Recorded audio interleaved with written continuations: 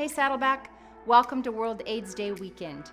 This weekend marks the time every year where we join with the international community in recognizing World AIDS Day and the over 37 million people around the world living with HIV.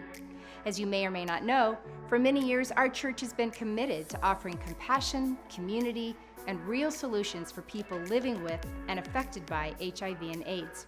We've come so far as an international community towards the goal of getting to zero new infections, zero AIDS-related deaths, zero babies born with HIV, zero stigma, and our church's goal of zero children living in orphanages in Rwanda. Yet we haven't arrived. While we may not hear about it very often in the news anymore, every day 5,000 people around the world are newly diagnosed with HIV, and that includes over 400 children per day. Globally, adolescent girls are bearing the brunt of this disease, and stigma continues to prevent so many from receiving the care and the support they need. In the face of these statistics, I want to say I'm proud of you, Saddleback, for the way you show up. You care for the sick, train other churches around the world to do the same through the Peace Plan. You've helped churches in Rwanda start HIV ministries.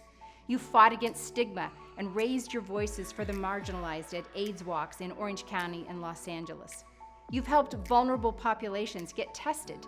You've taught prevention to our students, created art to raise awareness, and extended a helping hand, a listening ear, and a seat at the table to those hurting in our community.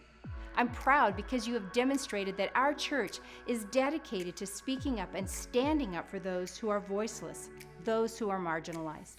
The way you love our community and the world makes a difference.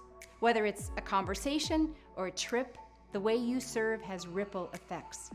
If you want to join the efforts this World AIDS Day, there are places for you and your family to get involved.